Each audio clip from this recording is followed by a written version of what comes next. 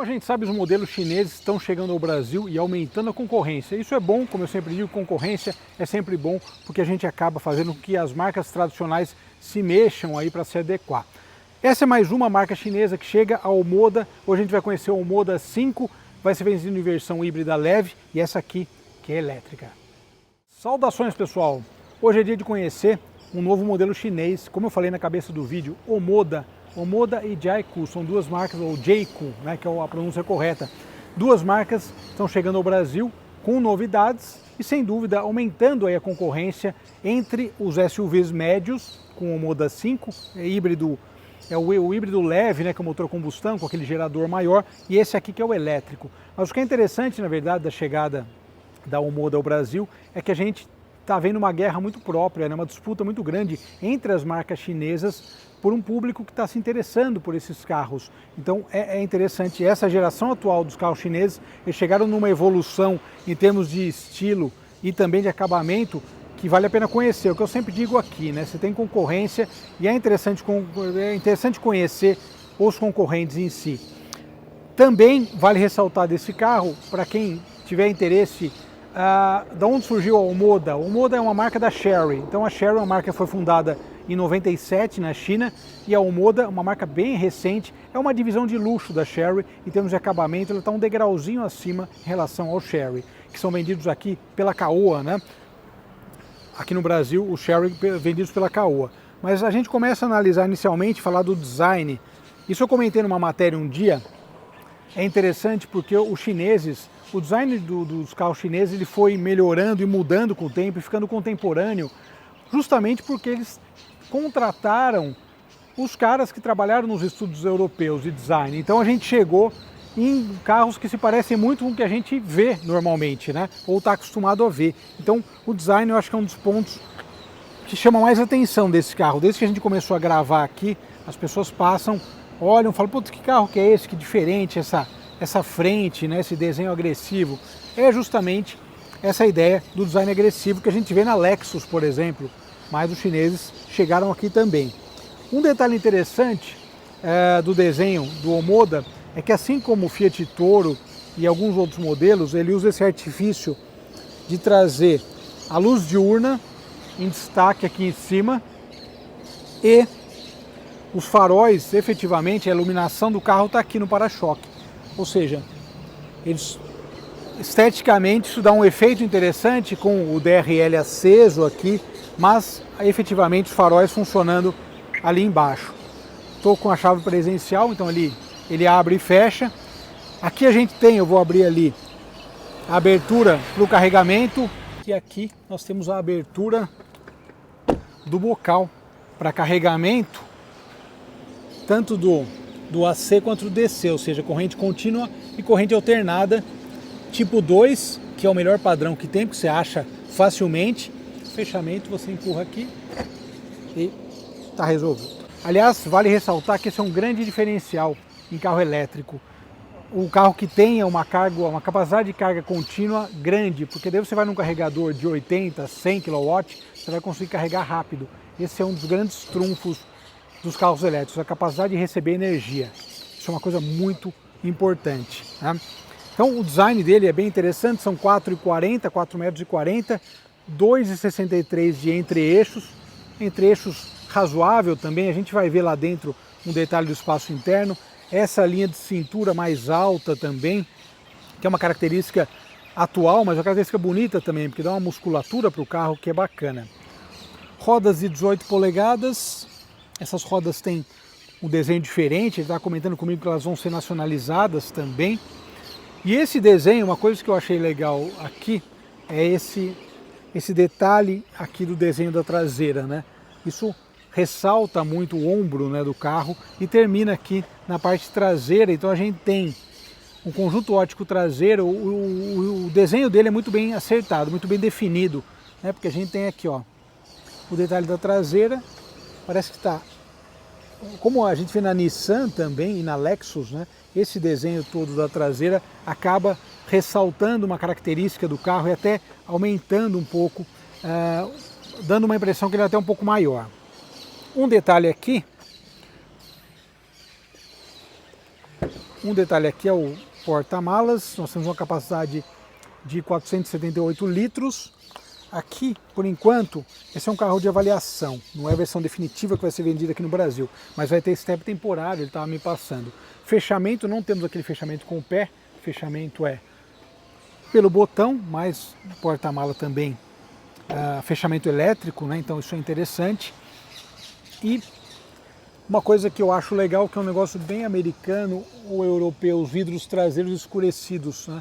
Eu acho que dá um efeito legal. Fechou e abriu. Chave presencial é uma das melhores invenções da humanidade, né? Quem concorda? Detalhe agora do acabamento. Esse é um diferencial do carro. Sistema de áudio da Sony. Detalhe de acabamento aqui um pouco mais caprichado. Temos o teto solar convencional, também não é um teto panorâmico. Aqui a gente tem entrada USB e USB-C. Olha a característica curiosa. Aquecimento e ventilação dos bancos. O espaço interno, vocês vão ver, ele é um espaço que não é muito grande. E tem uma questão também, o conjunto de baterias fica no assoalho, como todo elétrico, né? Então o assoalho é um pouco elevado, mas isso é uma característica que a gente encontra em outros elétricos também, né? Mas o espaço interno dele, apesar dos 2,63, ele não é um espaço muito grande, né? Então assim, eu tenho 1,70, para mim dá ok, mas sem folga, né? Então essa é uma característica curiosa também.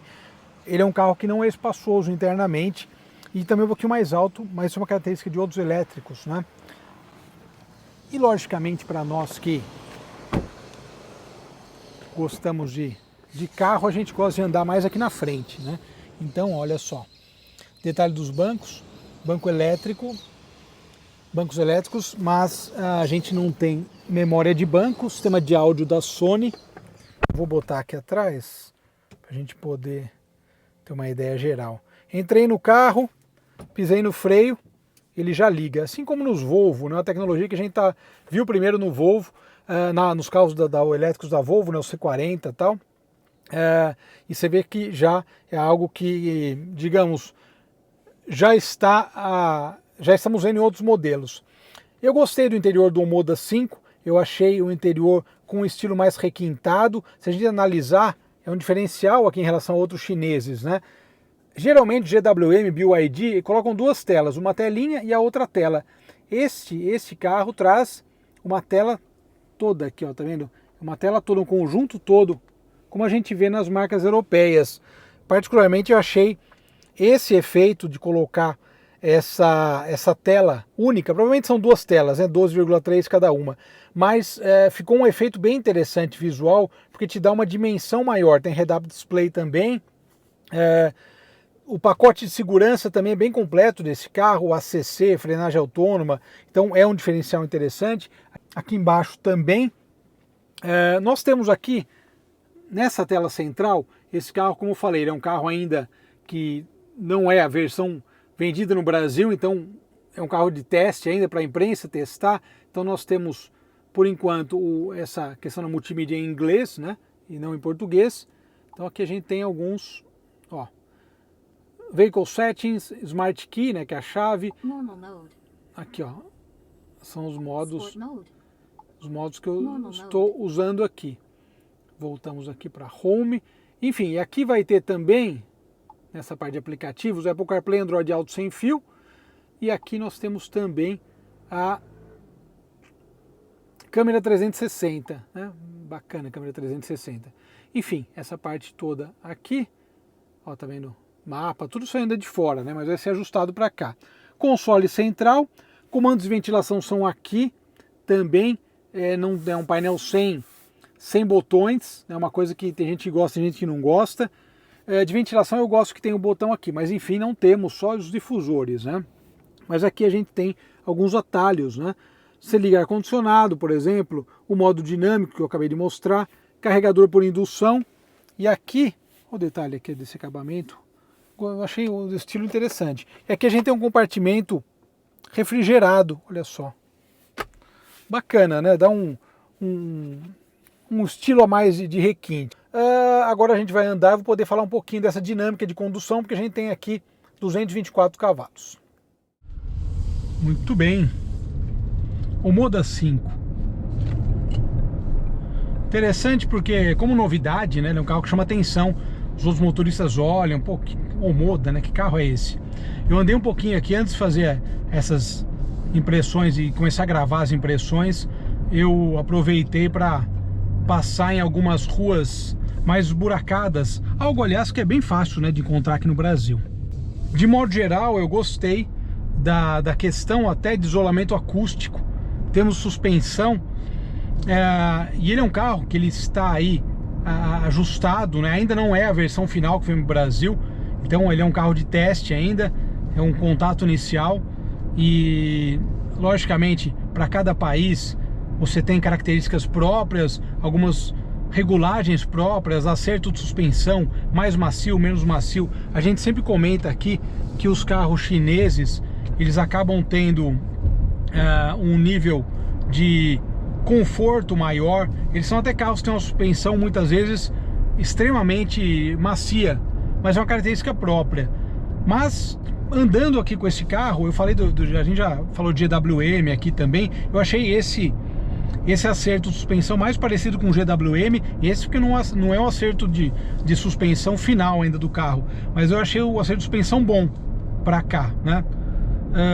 Eu achei o carro confortável, mas sem ser demais, sabe assim, né? Sem ser uma coisa meio molengona, que é uma característica, repito, dos carros chineses de maneira geral. Como um carro elétrico, ele é um carro bem silencioso, né? Isso a gente já sabe, não faz barulho, mas essa questão do isolamento acústico vale ressaltar que é uma coisa que destaca, porque assim, carro elétrico, geralmente você não tem barulho no carro de motor, mas muitas vezes você acaba tendo também você acaba ouvindo mais coisas de suspensão, de acabamento. Então assim, é bom e ao mesmo tempo não é, porque assim, apesar de ser um veículo onde você não tem o som de motor, mas eventualmente você pode ter aí você acaba ouvindo outros sons, principalmente com esse asfalto péssimo que a gente tem, que a pessoa acaba, todos os barulhos do carro acabam ficando muito audíveis, né?